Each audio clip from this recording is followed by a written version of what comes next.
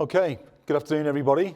I'm going to start with an apology. If anybody's ever had any keys cut that don't work or any shoes that repaired, their heels fall off, it's not my fault, but I promise I'll put it right for you.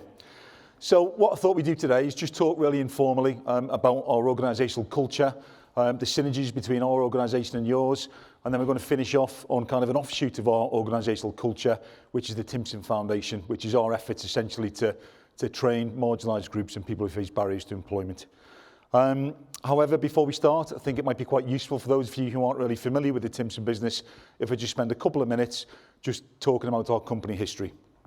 So the Timpson business was founded back in 1865 by our current chairman, John Timpson's great-great-grandfather, William Timpson.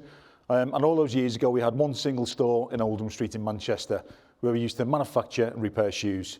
Over the years, our repertoire has grown. And the services that we now offer the public are shoe repairs, key cutting, watch repairs, engraving, dry cleaning, mobile phone repairs, etc., etc. And we've pretty much cornered the market to all these really niche specialist services that people often need. The reason we've been able to maintain our position on the UK high street is that we've always evolved, we've always moved with the times, and there's been a number of very important acquisitions over the years. So probably the most important acquisition was back in 2003, certainly before my time in Timpson, when we acquired a business called Mr. Minute. Does everybody remember Mr. Minute? Yeah, so they were effectively our only UK competitors. So we bought Mr. Minute out in the UK, however, they still exist on the continent, but we took over them back in 2003. After that, we pretty much cornered the market. In 2008 came the acquisition of our photo businesses, Max Spielman and Snappy Snaps. They do digital photo processing, digital photo ID, passports, which I know you guys do, so technically competitors. Boo, sorry. In addition to that, in 2014, we acquired Johnson's The Cleaners, so we're now the largest dry cleaning business in the UK. We've got a business called Jeeves of Belgravia, which are our high-end dry cleaners, predominantly based in London, but also on the continent. We've got presence in the big four supermarkets, and in addition to that, we have a chain of barbershops, pubs, restaurants, as well as the largest mobile locksmith business in the UK. In addition to that, we've just opened a 32-bedroom hotel in Morzine, which I'm yet to go to, but I'm working on that. And we've become the largest service retailer in the UK, with over 5,000 colleagues and 2,500 outlets, and we turn over approximately £8 million a week, which isn't bad for a load of old cobblers. So, what I'm not here to do today is to show off about our business. I'm here to talk about our organisational culture, which is something I'm very proud of. I often get asked what is the best thing about working for Timpson, and I've thought about this a lot, and my conclusion is it's our culture of kindness and compassion. The biggest change in our culture came in the late 90s when Sir John Timpson, who's our current chairman, coined the term upside-down management. And like most good ideas, this was not original. This was something that John had pinched from a department store in the US called Nordstrom.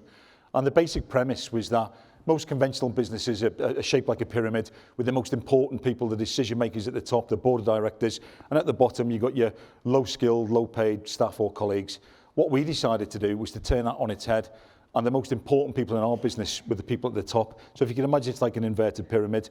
So the kings and queens of our business are the people who are at the coalface, the people who are serving customers, repairing shoes, cutting keys, repairing watches, and we really live by those rules.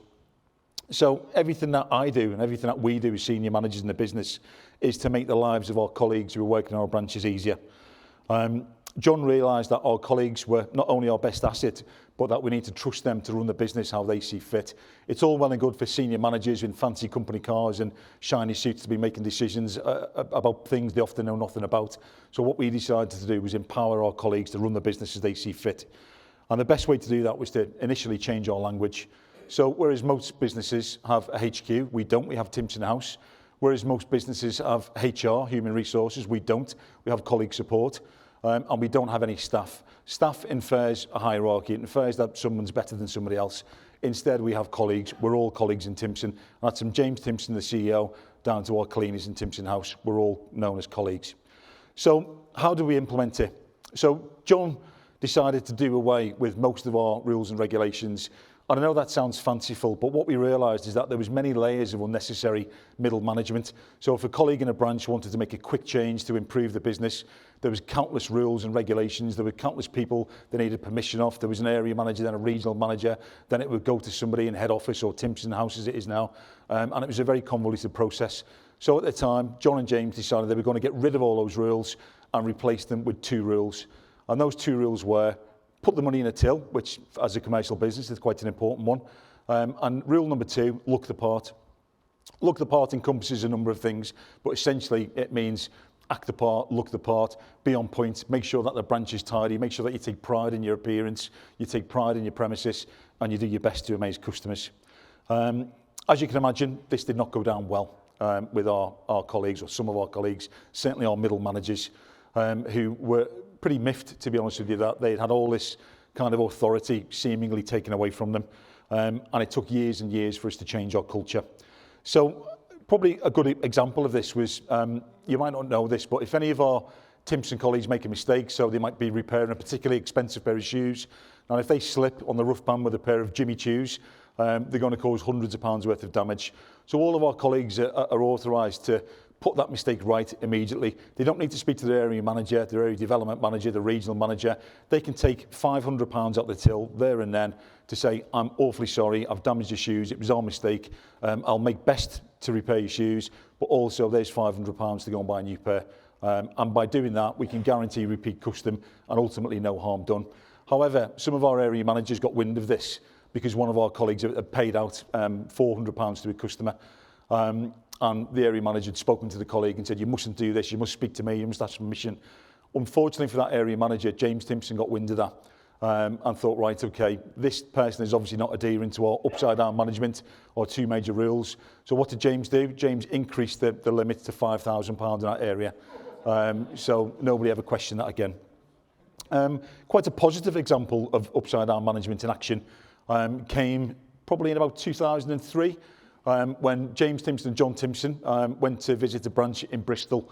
Now, James and John spend lots of their time visiting branches. They're not announced, these visits, they kind of just turn up to speak to the colleagues, to find out how everything's going, and it's a real good opportunity for them to find out how their business is working and if any improvements are needed.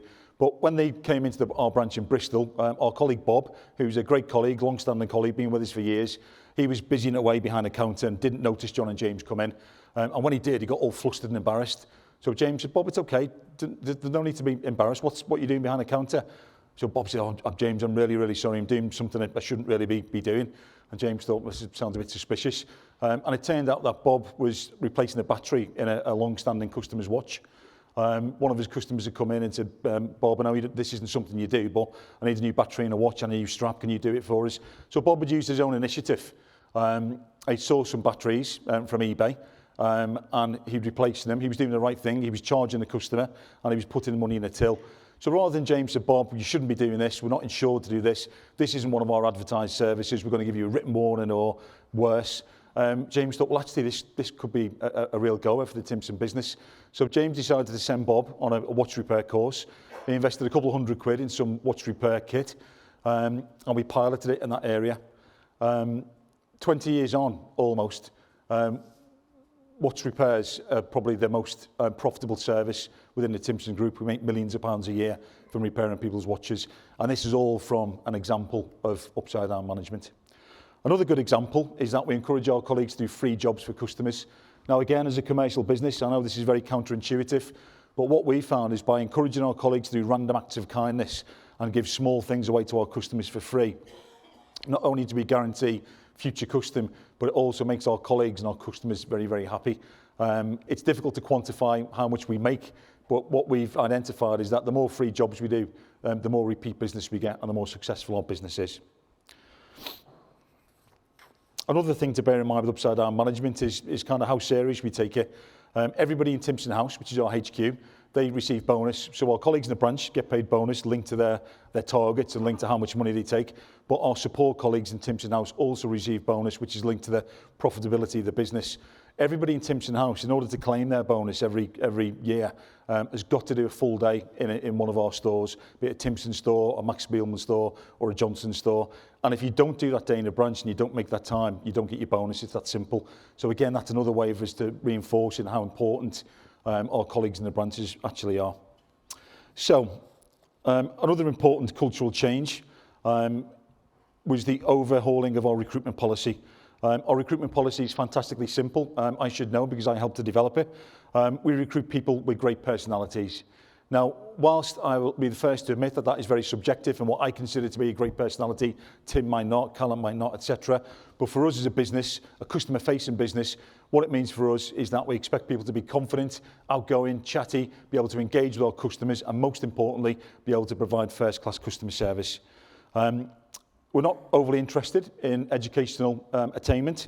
We're certainly not interested in CVs, which tend to be the same nonsense, cut and paste. I can work well alone as an individual, as part of a team, etc., etc. All we need from a CV is somebody's name and contact details. We identify that we can train anybody to cut keys and repair shoes, but we can't train that all-important personality. Put simply, my job as part of the senior management team is to be an amazing boss.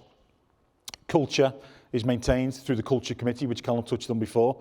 This is a regular meeting of colleagues across all sorts of brands and all levels in the business who meet quarterly to ensure that our culture remains on track and is there to benefit the colleagues. We also have another committee called the Cut the Crap Committee. And what we find is that often some of our colleagues can engage in mission creep, and what they will do is they will try and put in unnecessary rules, which goes against our main 2 rules, and they'll try and put rules in, processes in place. So again, we meet on a regular basis to make sure that nobody's kind of overstepping the mark, and we remove all this unnecessary bureaucracy. We must be doing something right, because we are regularly featured in the Sunday Times list of top 10 employees to work for in the UK. And I'm very proud to say that we've just been awarded the King's Award for Enterprise in the category of promoting opportunity through social mobility. So,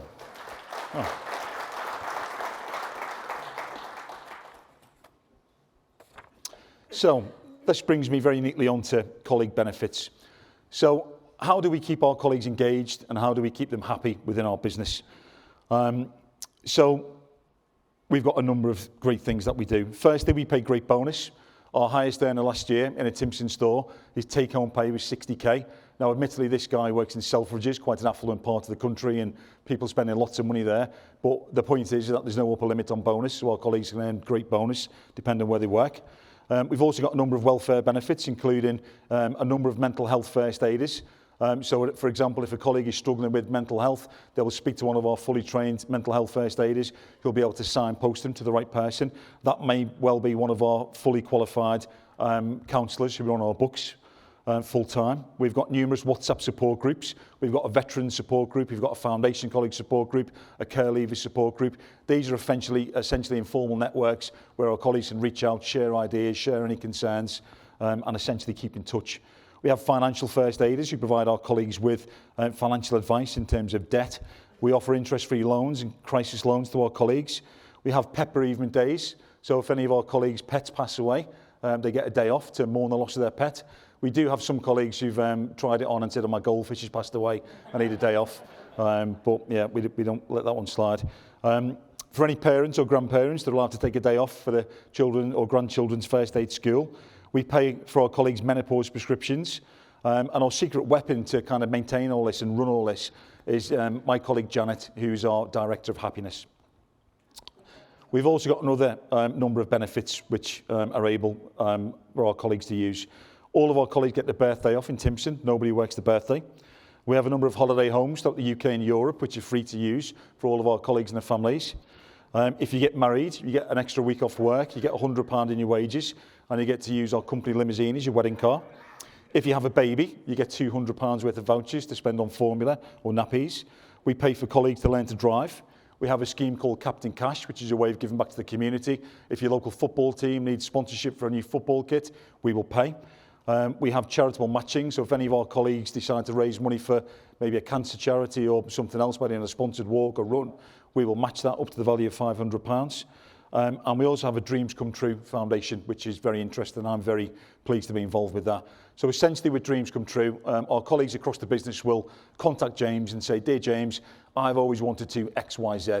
And if these colleagues are absolutely outstanding colleagues, superstar colleagues in our business, we will make that dream come true. To date, we've paid for lots of foreign holidays, Caribbean cruises, etc., etc. We've paid for lots of cosmetic surgery, nose jobs, boob jobs, full hair transplants, full dental. We've paid for some funerals, which is quite sad, but quite a nice one to do. And we've also paid for several rounds of IVF, so we've now got 3 or 4 Timpson babies, which is quite a nice one. I know what you're all thinking, application forms in my bag. Yes, I'll be doing interviews later, so come and see. I'm joking, Callum. So in addition to our benefits, we've got a comprehensive benefit scheme, which we've just talked about. We realised that we need to invest more in colleague development. We needed to work hard to identify and develop our future leaders within a business. 2 years ago, we opened our all singing, all dancing, very swish training centre called The Nest near Timpson House, which is in Wythenshawe in Manchester. We then devised the Timpson degree, which is a way for us to sort of bring colleagues across all the brands together and put them through a really sort of compactly designed course. It's not an actual degree, it's a Timpson degree.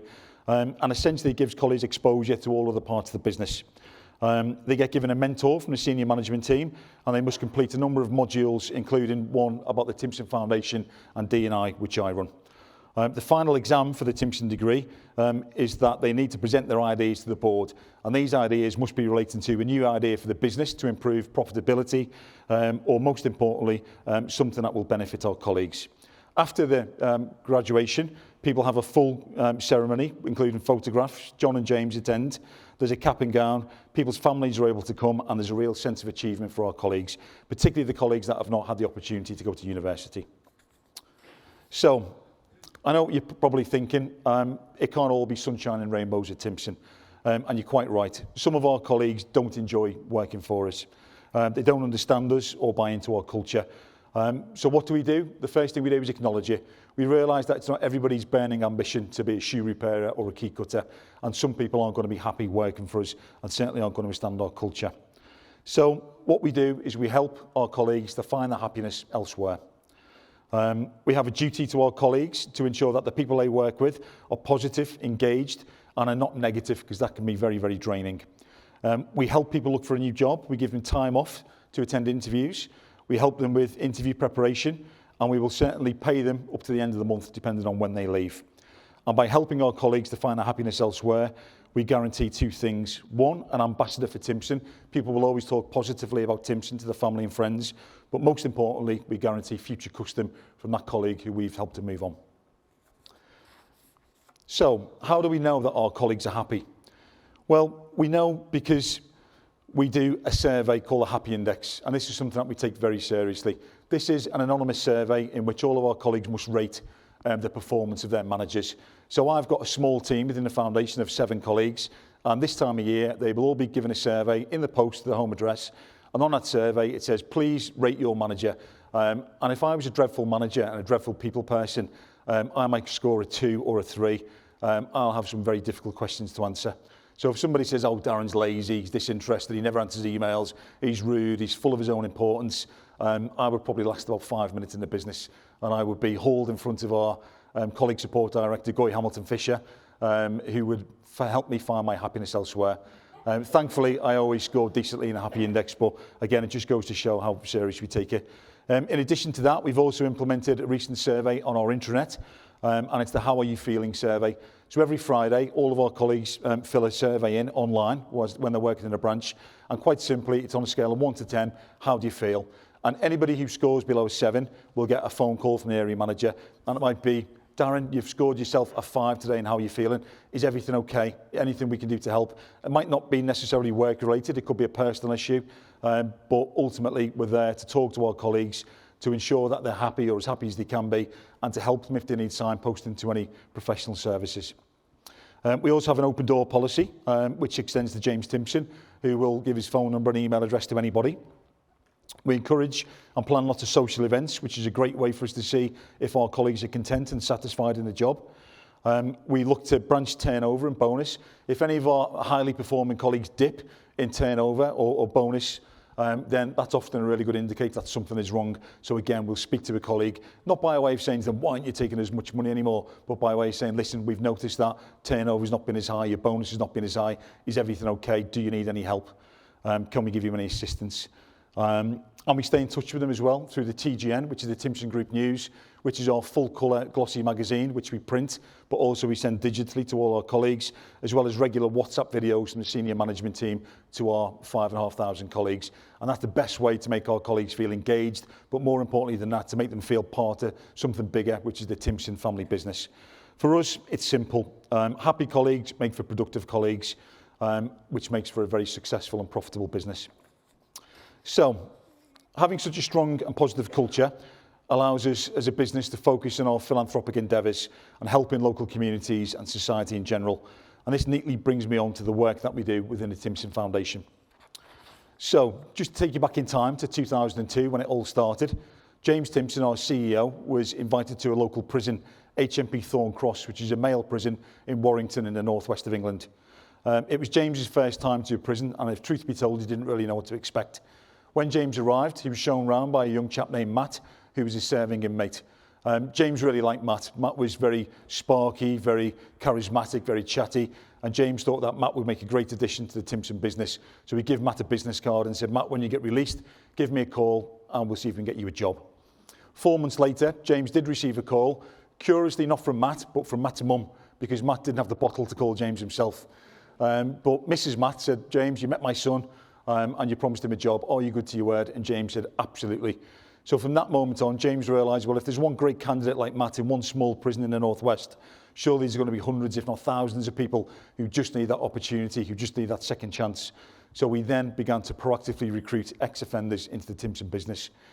I'm very proud to say that we are now the largest employer of ex-offenders in the UK, and currently approximately 12% of our entire workforce are made up of prison leavers or people who have convictions.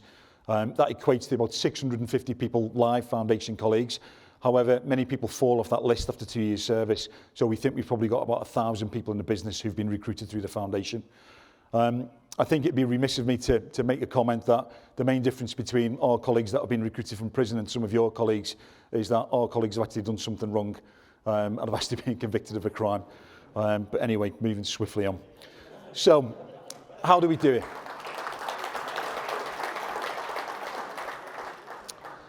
So how do we do it? We've got 4 main streams of recruitment when it comes to foundation colleagues. The first stream is something that we call ROTL, which stands for Release on Temporary Licence. And this is where typically either me or one of my colleagues will identify that we have a recruitment need in Liverpool, Birmingham, Bristol, wherever it might be. And we will pick up the phone to the local prison governor and we'll say, Governor, we've got lots of vacancies close to your prison. Please can we come in and interview some men or some women for positions on day release? We go in, we interview people individually, very informally. We do a comprehensive risk assessment to the point of interview. We find out why they're in, we find out about aggravating factors, we find out about any previous convictions. And once we're satisfied that people are work ready and we think that they're going to be a perfect fit for our business and our culture, we will give them that opportunity. The governor will then draw up what's called a licence, which is a legal document, which enables these individuals to leave custody every day, do a full day's work, paid at national living wage at any of our high street stores, and then return to prison of an evening and get locked behind the door. This can continue in the last kind of 2 or 3 years of somebody's sentence. So the reason we're such big fans of the ROTL scheme is because not only is it very safe, people are under lots of very stringent checks in terms of being tested for alcohol or drugs when they return to the prison, but often because they're nearing the end of the sentence, if they mess up in any way, shape or form, the consequences for them are going to be dire. They're going to go back usually to closed conditions and even get more time added onto the sentence. So it's very safe and very rarely goes wrong. The other reason we like it is because we honestly believe it's the best and most effective way to safely reintegrate somebody back into society following a prison sentence. What we find is, particularly with some of our longer term prisoners, the world has stood still for them. So when they came into prison, the latest mobile phone was an old Nokia brick with a snake game and a torch on it, whereas now we're, iPhone 14. So lots of them have sort of been bypassed by this technology. So what we do is give them that opportunity to get back up to speed with the pace of life and the pace of technology. And we also support them and provide a nurturing and caring environment whilst they're getting back on their feet. Our next recruitment stream is that we've got a number of training academies up and down the UK. Now, the best way to explain these, if you think of a whole Timpson store, what we've done is we've picked up the whole kit and caboodle and dropped it inside the prison grounds. So rather than the men or the women work in the wing, work on the servery, sweeping up, making tea and coffee for the officers, doing things which aren't really vocational, instead we teach them all of our skills and services. So we teach them to repair shoes, we teach them to engrave, we can't teach them to cook keys in a prison setting for obvious reason. But everything else we can teach. When people graduate, we meet them at the gate, we give them a travel pass, we give them a uniform, and most importantly, we give them a job. And what we get in terms of the kind of anecdotal feedback from our academy graduates is that they love the continuity. So an example might be if I was to blindfold everyone here now and take you into our prison academy in H&P Downview, remove the blindfolds, you would just think you're in a really huge Max Spielman store. We've got all our Max Spielman graphics, our carpet, our till with Monopoly money, all of our merchandise, all the trainees there who are serving prisoners are wearing Max Spielman uniform. So people love that continuity. Wherever they get resettled to in the country, it's very similar for them. Our next recruitment stream is that we attend lots of prisons and we will interview people for positions post-release. This might be because people are serving very short sentences and wouldn't have time to do ROTL or to go to one of our academies, or it might be that they're in a security category of a prison that doesn't offer ROTL. So again, what we do is we go in, we risk assess people, and we arrange to meet them when they get released, give them a travel pass and give them a job. Our fourth recruitment stream is that Timpson are in a very fortunate position of being synonymous with being ex-offender friendly. And what that means is people feel confident enough and emboldened enough to apply to the usual channels. They will apply online, they will pop into a branch, they will ask for an application form, they'll say, hi, I've just been released from prison, I've got an offence, will you consider me for a job? 9 times out of 10, we can, depending on the offence. We also take lots of referrals, so we work with lots of third sector organisations and other agencies who help prison leavers and people with convictions. They will refer people on to us. In the bad old days, if I'm being really honest, we used to get phone calls from maybe a charity in Bournemouth who'd say, oh, we've got 50 women just released from prison, will you give them all jobs? And we'd say, of course we will, and it would go horribly wrong. And the reason it would go wrong is because very sadly, lots of people aren't work ready, particularly people who've been to prison. People have lots of complex needs and issues surrounding addiction, mental health, homelessness, or a combination of all four. So what we do now when we get similar requests is we don't promise anybody a job. Instead, we promise them an interview. We do the risk assessment and we make sure that this colleague is going to be on board with our culture and is going to have a fighting chance of thriving within our business. So who don't we employ? So again, we're very careful. We've only got 3 bars to employment when it comes to working for Timpson. Those are people who've committed sexual offences, those convicted of terrorism, and those convicted of arson, because our public liability insurers hate it. The reason we're successful is that we're very realistic, and as I mentioned before, we estimate that only probably about 1/3 of the prison population are what we would consider to be work ready. We challenge the myths perpetuated in the media that prison is full of heavily tattooed thugs who can't string a sentence together. We know that is a nonsense. And what we do is we focus on what people can achieve in the future, what potential they have, as opposed to the previous indiscretions. A really good example of this came probably about 3 years ago when I attended Drake Hall Prison, which is a women's prison in Staffordshire. I met a young woman there. I interviewed her. I said, tell me why you're here. This lady was very articulate. She was very professional. She was very credible, very presentable. And she looked like somebody that we would certainly employ in Timpson. I asked her why she was here, and she explained to me that she picked up her 2 young daughters from ballet lessons. She was driving home, and one of her young daughters said, Mummy, what's for dinner? She turned around to answer her, momentary lapse of concentration. She very sadly hit a cyclist and killed him outright. She was sentenced to 5.5 years by causing death by dangerous driving. So this was a woman who wasn't drunk, who wasn't under the influence of drugs, who wasn't speeding, applying makeup or anything. It was that momentary lapse of concentration who, let's face it, I'm sure we've all probably done it. I certainly have. And but for the grace of God, she killed someone, which was obviously terribly sad. She now works for us, and as she was a trainee accountant, she works in our finance department and is doing particularly well. So that's an example of some of the people that we employ. So this brings me neatly on to the reasons why. So the reasons why we help marginalised groups and people who face barriers to employment is broadly split into 2 main reasons. The first group of reasons are the societal reasons, and the second group are the business reasons. So as we've established, we're a big business, but we've also got a big social conscience. Helping people by giving them second chances very much fits in with our culture of kindness and compassion. Reoffending is reported to cost the UK taxpayer £18 billion a year. Anything that we can do to break that offending cycle and divert people away from crime and into gainful employment has got to be a good thing. Statistics show that 61% of prison leavers will reoffend within 2 years of leaving custody, and that is reduced to 19% if people have full-time employment. So there's clear evidence that employment is a key factor to reducing reoffending. It's not the only factor, because first and foremost, people need somewhere safe to live. They need a support network, family, friends, people to care for them, look out for them, love them. But after that, employment is that all-important factor. So for us, it's simple. By offering people a second chance, everybody wins. The offenders win because they're not wasting their lives in prison. Offenders' families win. Husbands, wives, partners, children, because they're not losing loved ones for long periods of time. The taxpayer wins because the £18 billion a year burden is significantly reduced. But most importantly, society in general wins because our communities are safer and ultimately there are fewer victims of crime. So, first and foremost, we need to establish that Timpson are not a charity, we're a commercial business. And the reality is that employing ex-offenders wasn't good for business, then likely I'll be out of a job. So thankfully for me it is. There are 14 million people in the UK with a serious conviction, more serious than a driving offence. So that is roughly 1/6 of the UK population. So for us as an employer to throw that many people on the employment scrap heap and assume that they're worthless, inherently dishonest, maybe even dangerous, just doesn't make sense.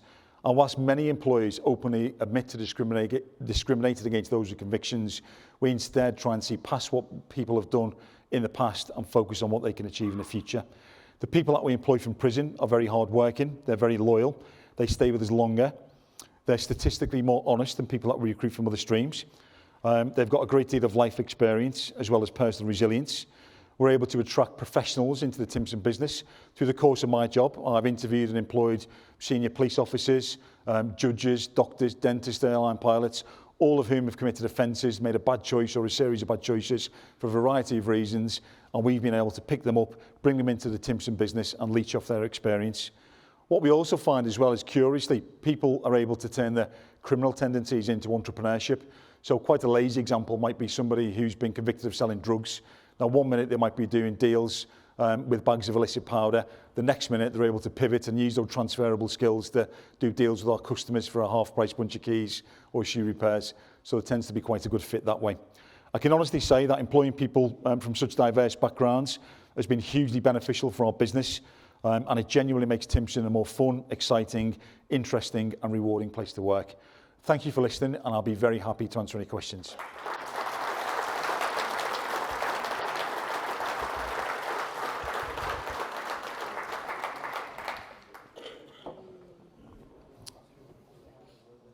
There's got to be some questions. I'm sorry? Well, I'm actually here tomorrow as well, so maybe I'll, if you ask me some questions then, we'll bring it out. Hi, Darren. Hi. Very impressive speech and a very impressive business. It looks like Tim was right in saying upside-down business is worth looking at. Your business has 6, 7, 8, 10 products. A person could run the business in one shop. Normally, I've seen just one person there. I'm not saying that we're definitely going to change or anything, but looking at a kind of a possibility with more than 120 products in our business. Generally, one postmaster on his own is difficult to manage because of the back office work and everything. Is there any idea that you may have that it could fit in those kind of circumstances? It depends. I'll just correct you on a few things. So we've mentioned some services there, but you need quite a lot of aptitude for these services. These aren't things which you could pick up easily. So key cutting, maybe. I could teach you to cut a key in maybe 5 or 10 minutes. But the real challenge when it comes to cutting keys is not the actual physical act of cutting the blank. It's identifying which one of the 2,000 blanks on the board corresponds to that correct key. Shoe repairs as well is a real art form, really. When you do a proper shoe repair, when you're replacing leather soles, etc., it takes real skill, dedication and hard work. To answer your question, what we do with our colleagues, we're often adding new services as well, is that we give them support. So the way we run our business is when a new colleague joins, they'll be brand new, they'll be fresh, they won't know anything. They'll likely never repaired a shoe before, cut a key before, done any engraving before. So what we've developed is a real sort of comprehensive training manual, and all of our different skills are sort of chunked up into different areas. So not only do they get the hands-on support of a very experienced manager practically showing them how to do it, but that is backed up as well by skill support testing. So they will go off-site where there's no customers, where there's no pressure, and they will learn how to service a watch, how to replace the glass, etc., etc. We've also got an intranet as well, which we call Barney's, and we've got Timpson Tube on it as well. So if we do have a colleague who's struggling how to do something, one of our expert colleagues will have posted a video, which they'll be able to access online. But I do understand your point. It's very different. I mean, you guys have got lots of products, a lot more than us. But some of the stuff we do is quite specialist, and we do ask a lot of our colleagues, particularly in the Timpson side of the business as well. Hi Darren, John Hi. Shepherd, York and Hull branch, North East region. Some absolutely fantastic examples of culture and positive things, and I know Callum also talked about changing of culture as well and where we need to go. Bit of a hypothetical question really. If tomorrow you were lucky or unlucky enough to become our chief executive, what would be the things that you would do for our culture to change it, and how would you go about that, please? What a great question. Okay, so for me, the reason our culture is successful is simplicity. I think the big danger is to overcomplicate matters. Any culture has got to be based on its people, and the people need to be front and centre of anything. So for us, we've got the 4 C's. We've got colleagues, we've got customers, we've got customer service, and we've got kindness, which is a K&L, but it kind of works. So it's just that. I mean, listen, our organisations are very different, but where the synergies do exist is that ultimately we're a customer-facing business, same as you guys. We rely on delivering first-class customer service. Some quick wins for us would be maybe some of the benefits that we implemented there. Now, we've got the luxury of being a private owner-occupied business, so pretty much whatever James Timpson says or John says goes, and I'll be the first to admit that. However, that doesn't mean that you're not able to implement some of the things that we do.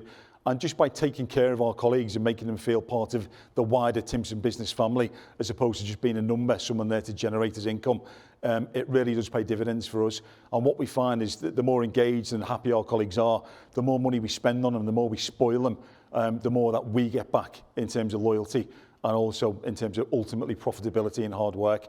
So in answer to your question, birthdays off, Callum, I think, and holiday homes would be a nice one. Hello. That was an amazing lecture, and those examples were just so memorable and so something you don't read. They don't teach you at business school at all. So I was wondering, is there any possibility that Tim could organize this speech, not just for the NFSP members, for all the employees of Post Office Limited?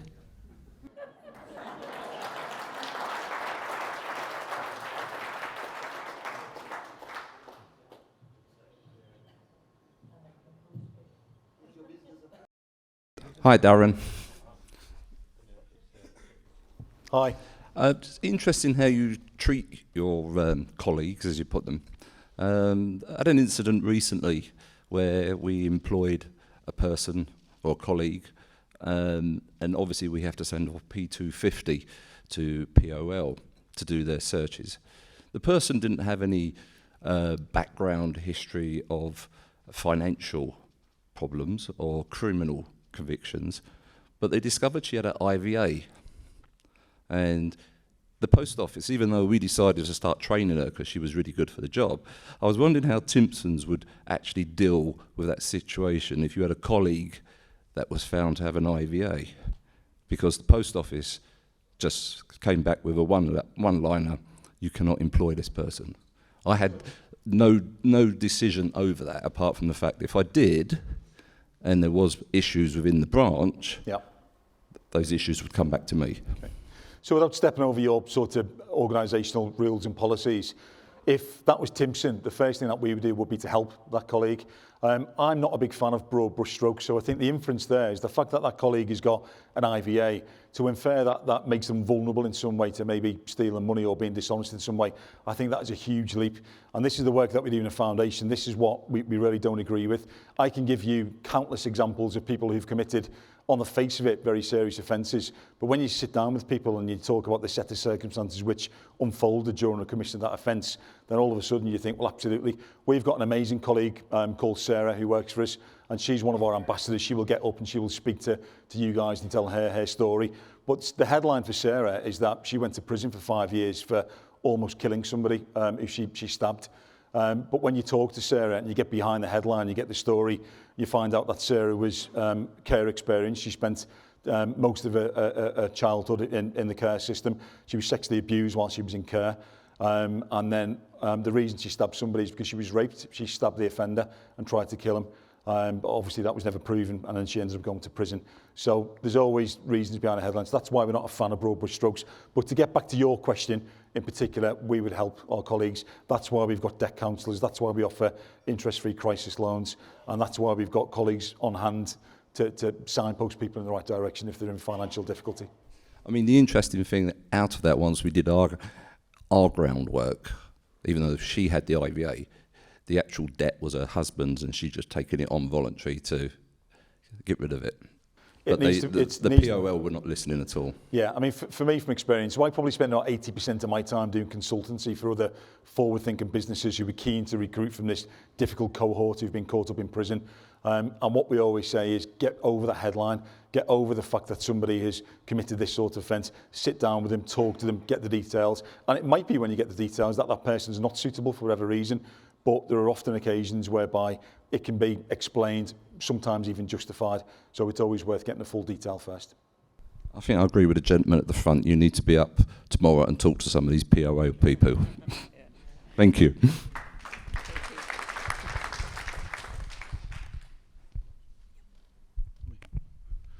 Jim Gordon, South West Region.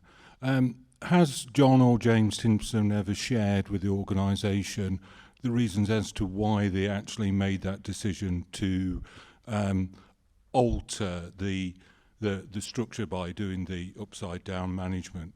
I suspect that they had a leap of faith, and it was about trust, that they actually trusted the people that work for them, which I fear polls still don't do with postmasters. They might well be concerned about what we feel about trust in them, but I don't think we've still moved on that they trust us.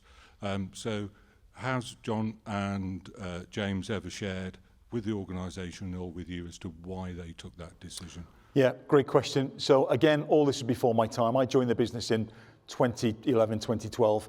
So in the late 90s, when John decided to embark on upside down management and really empower our colleagues and trust them to run the business as they see fit, at the time our business was failing. We had about 300 stores. We used to repair shoes and manufacture them at that point and sell them as well. So the problems were is that we were really facing challenges from lots of cheap imports from India and China for shoes that essentially couldn't be repaired. So something needed to be done. And what John and James very cleverly identified was where we could sort of trim fat from the business was this middle layer of management who often didn't add much to the business other than create sort of roles themselves. So that was when the whole thing came about, and it was the sort of conduit, if you like. It was the catalyst for moving our business forward in a direction which now sees us with over 2,500 branches, 5,500 colleagues, and a really respectable turnover. But yeah, I think it was all driven by our business not being in great shape, and us recognising that we needed to change, and most importantly, we needed to change our culture.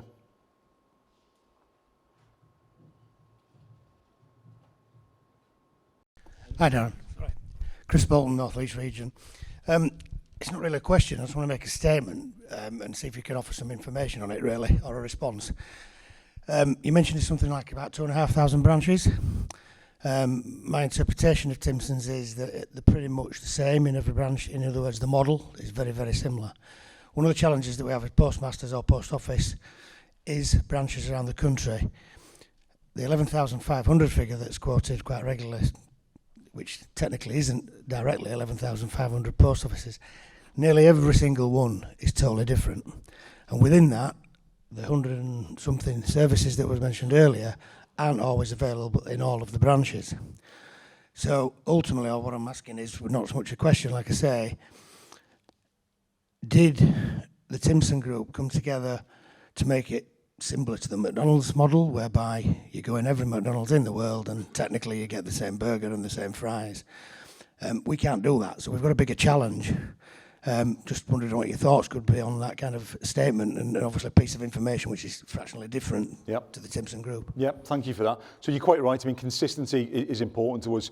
If you go into a Timpson branch in Leek or in Liverpool or in Warwickshire, then ultimately you should be giving great customer service and a sort of a standard of sort of service which is across the board. Where we do have similarities with the post office is that not all of our branches are identical. So physically, we've got high street branches, we've got supermarket concessions, we've got supermarket pods. And whilst we can't control the sort of physical environment sometimes, we can more than you, I will admit that. But what we can control is our culture. So wherever you go, you should be greeted with a colleague who is sort of smiley, chatty, confident, engaging, and able to give you first-class customer service. And I think where that sort of is really evident is when we acquire a business, and whatever business that be. I mean, more recently, we bought a number of watch repair businesses and a vending business. And what we need to do with them businesses that come into the Timpson fold is Timpsonise them. We need to get them on board with our culture, and that's something that we do control. And when people inevitably come into our business, they'll either get it or they don't. People will come in, they'll be really negative and think, what's this? This isn't how things work. Well, we want to do things the old way and this, that and the other. And we move people on very quickly. Only people who are able to sort of be on board with our culture, the way we do things, and want to be a part of something bigger and pretty much less selfish, really, are able to thrive in our organisation. So I know that wasn't a great answer to your question, but that's kind of how we do it.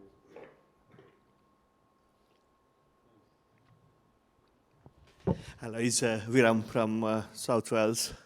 It's amazing example of the upside down business management. The one thing I can see is our management is sending us to the prison while you recruiting from prisons. So they're around. But one main question is there any monitoring system you develop or monitoring the performance of the colleagues? Do you have any kind of the we do. I mean, we are a commercial business, and we don't shy away from that. It would be disingenuous of me to stand up here and say everything's perfect, and we don't even count the money at the end of the week. Of course we do. We're very commercial, and we're really proud that we're so commercial. And the reason we're so commercial means that we're able to spend so much money rewarding our colleagues and looking after them.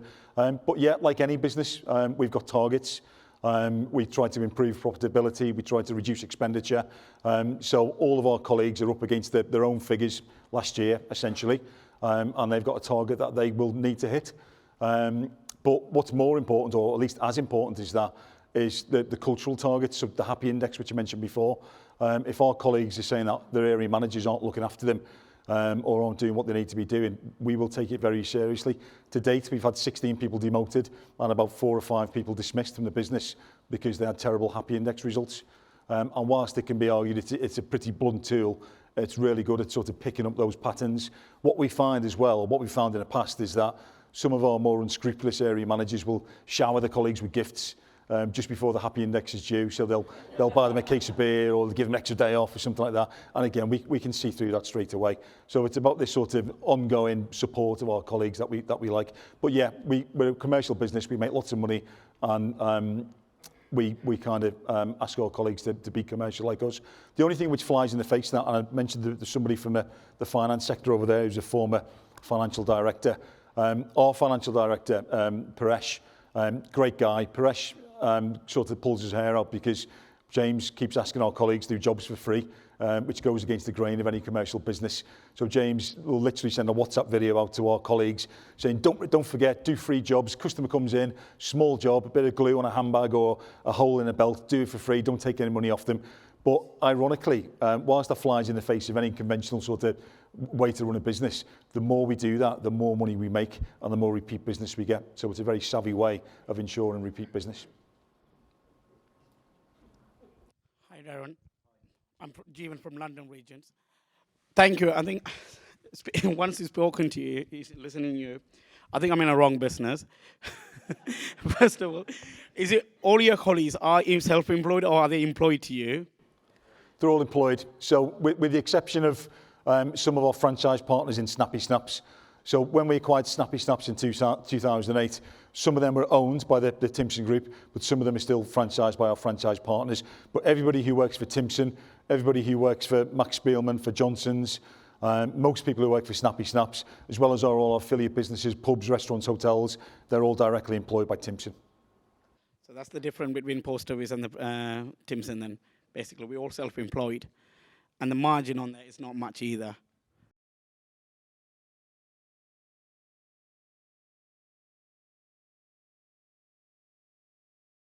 Hiya, Sue Edgar, North East Regional. 2 questions, one I've just been asked to ask you. Do you have vacancies for 7,000 postmasters?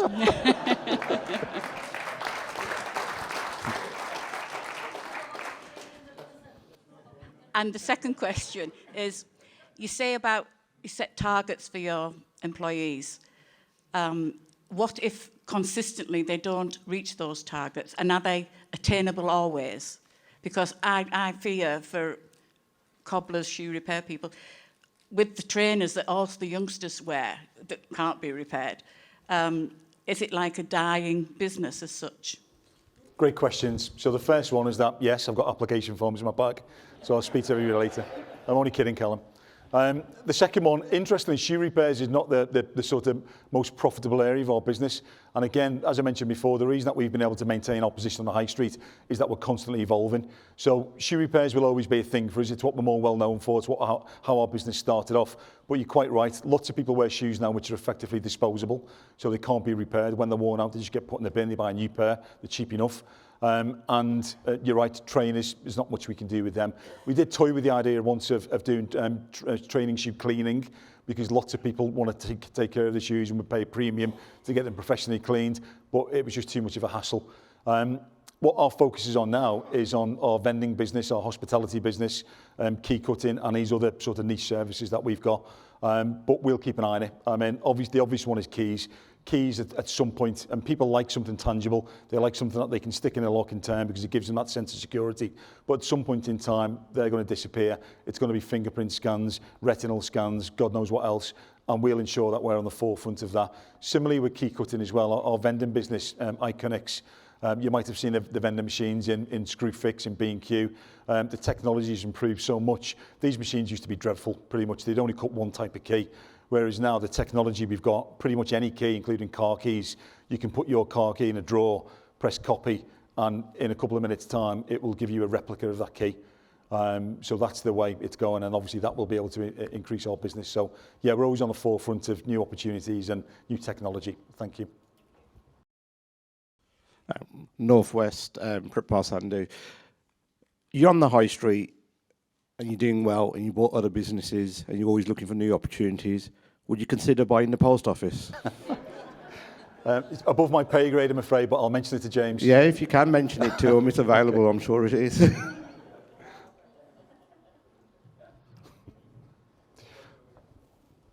Hello there.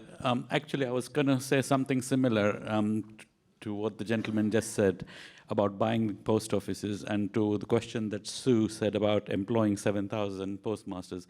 I think it was mentioned in the media that maybe Amazon should be buying post office for £1. I think maybe Timpson should be buying post office for £1. Do you know what? Can I just say, I mean, listen, I've told you lots of the very positives that's going on about Timpson today, but ultimately we're a people-centred business, the same as you. And when we embarked on our sort of mission to change our culture and get to the position which we're very proud to have attained today, it must have been terrible for Timpson as well. Back in the 90s, when our business wasn't doing very well, when we had lots of very sort of over-officious, self-important middle managers thinking they were running the business, it must have been terrible. So if you'd have questioned colleagues then, they must have said, oh, the culture in Timpson is awful, we want to leave, we wish a more forward-thinking business would take us over. And it's through hard work and determination, all driven by leadership, really, which has enabled us to get to the position that we're in. So in a sense, there's hope. I mean, cultures can change, cultures can improve, and don't be over-ambitious initially. Start with small things and just keep at it, and things will get to a place where hopefully you're all happy with. Hi, Darren. My name is Deepesh, and I'd like to ask you a question. But before I do that, whether there's a culture from top down going to change or not, one thing is definitely sure that from today onwards, I'm going to look at my business in a different way, and I'm going to definitely take in charge of changing culture in my own business from today onwards. So you definitely touch, here positively. So thank you for sharing your story. My question is, suppose you have a staff who is not happy to find his happiness elsewhere, where you want him to find his happiness somewhere else, and he doesn't want to change himself or herself either. You've given all the support, what you could do. What else would you do? Because you manage them out. Sorry? Manage them out. Manage them out. Yeah.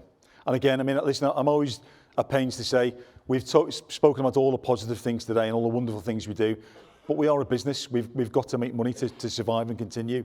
And if we do have a colleague who's disengaged, who's lazy, who's got a poor attitude, despite all the help that we'll offer them, despite all the opportunities for additional training, if we just meet somebody who, quite frankly, shouldn't be there and doesn't want to be there, but won't go, we will manage them out of the business. We'll performance manage them. But you know what? That very, very, very rarely happens. what we find is that when we have an honest chat with somebody, we want everyone to be happy, even if people don't want to work for us. If they want to find their happiness elsewhere, we genuinely don't want miserable people in our business, because who wants to be miserable in work? Nobody should be. We're not here for a long time, we're here for a short time. So essentially, we will identify that, we'll sit down with our colleagues, and we say, listen, something's obviously not right, you're not enjoying working for Timpson for whatever reason, and once we've exhausted all those other avenues, we will move them on. Hi, Satish here. I'm here. Sorry, where? Oh, yeah. wait. Too close, that was it. Yeah. If you find shortages in the till, do you send them to prison and then recruit them back? Good question. Yeah, we often get asked that. People do steal from us. We're an incredibly trusting business. So essentially, if you go into a Timpson store and pay £10 to get some keys cut, that colleague there has got a choice whether that £10 note is going to go in their back pocket or is going to go in a till. There's no way of knowing. With thousands of key blanks, it's impossible for us to audit that. But the majority of our colleagues are honest. The things that we do to ensure honesty is that we're very robust. So if people do steal from us, we will dismiss them. Again, we're not a soft touch. And arguably that might fly in the face of something that we do. We do give people second chances, absolutely. But people who steal from us, we will pretty much dismiss them straight away. But what we do to sort of negate that is we ask people to come to us. If people are struggling financially, there's a cost of living crisis at the moment, we will help them. We encourage them to get in touch with one of our financial first aiders. We will give them an interest-free loan. We will help them out. We've done all sorts of weird and wonderful things which I haven't got time to go into now. But ultimately, if people are struggling for money, maybe the car's broken down, the boiler's broken down, rather than steal that money from the till over a number of weeks or take all the money from the safe, instead come to us, speak to us, and we will guarantee to help you. So that's how we make sure that our colleagues are honest. Interestingly, I mean, this hasn't escaped my attention today, but some of your colleagues who very sadly ended up in prison, there's a real chance that we might have interviewed and met and employed some of them. So those are the sorts of offences that we would absolutely consider, even though they weren't offences, but those are the sorts of things that we would consider. We've got lots of people who've committed all sorts of offences who now do a great job in our business.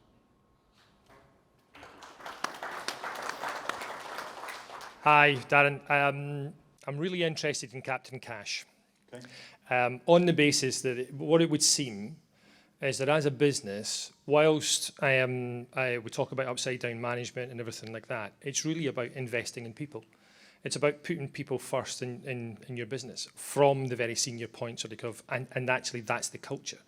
But then it's about what you're doing to give back to the community, and that's the other thing, which is the Captain Cash. Now, all of these people sort of here do so much sort of within their community, but there's no real recognition sort of that. So, in essence, you put training, you put investing sort of in people really at the very forefront of your business, and therefore it's developing the rewards from that, and obviously that's what's helping changing the culture. So talk to me a wee bit more about this Captain Cash. How in essence are you giving back? Yeah, Captain Cash is a great scheme, and again, as Callum said there, it's all about us as a big organisation making lots of money, empowering and enabling our colleagues to do more for the communities. So Captain Cash is a great scheme. So for example, me, let's say I was the branch manager of Timpson in Liverpool City Centre, where I live. I might be affiliated in some way to my local under-12s football team. It might be that my son or my daughter plays for them, or a friend of mine manages them, wherever it might be. Then I will apply to Captain Cash with Timpson House, which is really my colleague Michelle. She'll hate me for saying that, but and Michelle will receive that email, and the request might be, listen, we'd like to provide a football kit for the under-12s Liverpool juniors. And we'll say, absolutely we will. And we'll send up to £500 out to sponsor that kit, provide that kit. It might be somebody's child does gymnastics. It might be somebody works for a local dog charity or a cancer charity. All of these things, essentially, we will help with. And again, colleagues get a great sense of achievement from that. And we're also able to sort of reach more people in the communities and help more individuals. This is different to our charitable matching scheme. So again, pretty self-explanatory, but typically our colleagues will do a sponsored walk, a sponsored run, a sponsored skydive, God knows what. And whatever money they raise, we will match that up to £500. So again, we get a stream of colleagues saying, I've just climbed Kilimanjaro and raised £3,000 for Teenage Cancer Trust, and we will send them £500 straight away. And again, we spend hundreds of thousands of pounds a year through our Captain Cash schemes and our charitable matching schemes. And it's a great way of a big sort of successful business like us giving back to the community, as well as all the work that one of the ducks is listening to me anyway, as well as all the work that we do by helping marginalised groups to find employment. Yeah, hi, Tim Allen. You're part of the management. How does the management look at itself? Because as organisations become more successful and they get bigger, they inevitably get more complicated. They usually get, and what we know is that the ratio of money that Post Office Limited spends on itself rather than giving to sub-postmasters has changed adversely. So the implication from that is that it's it's getting more expensive, it's getting fatter, it's getting more complicated. How would you go about looking at yourself? Because we're all self-employed, as it was said, but Poles people, they're not self-employed. Yeah. Again, I mean, we need to acknowledge the complete differences between our organisations, but to answer your question, I touched on something before. It's quite tongue-in-cheek, but we mentioned the Cut the Crap Committee. Now that, albeit it's quite a humorous name, it's actually quite serious. And what that stops is it stops mission creep. It stops usually middle management, but sometimes senior management. Me, for example, as the director for D&I, it stops me creating an empire. It stops me being full of my own importance. It stops me saying, right, okay, I need this bigger budget. I need more people. I'm more important than other parts of the business. The focus is always on our colleagues. It's always on upside down management. It's always on the kings and queens of our business, which are our colleagues in the shop. And everything that we do is there to support them, remove barriers, and make their lives easier. It's difficult to answer your question, but that's certainly one of the main things we do. But the main difference between our organisations is that we are an owner-occupied business. So ultimately, we have to rely on the leadership of James and John to ensure that we're not getting too big for our business and too big for our boots, and ultimately we're there in support of the colleagues. We've seen it over the years. Every now and again, we'll have someone join the business who's full of their own importance. They will come in, swanning round, chest puffed out, thinking they're really important. People see through them, they last about 5 minutes. So it's that self-regulation. How we sort of legislate for that is quite difficult, and I couldn't really tell you, but it kind of just happens organically, and hopefully it'll stay like that for many years to come. We've got time for maybe one last question.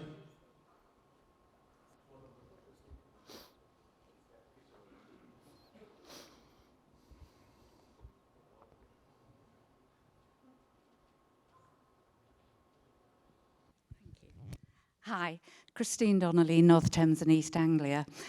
To what extent do you think your success with upside down management is being family owned and not having shareholders? Do you think it's transferable to any organisation? I think it is to a degree, but it would be disingenuous of me to say that it's not a huge advantage. Through James and John's leadership and their belief in second chances through the work we do in the foundation, but more so their strong sort of organisational culture and belief in upside down management is a huge benefit, and that enables us and gives us autonomy to ultimately ask people to find happiness elsewhere who aren't on board with that culture. So you're right, when the shareholders, it complicates matters, and it does muddy the waters and make things more difficult, but it can still happen, it can still change, there can still be significant positive organisational change as a result of a shift in culture. But yeah, admittedly, it's a huge benefit for us being owner occupied. Ladies and gentlemen, a very inspirational speech and some great insights into the Timpsons Group. Let's give it up for Darren Burns.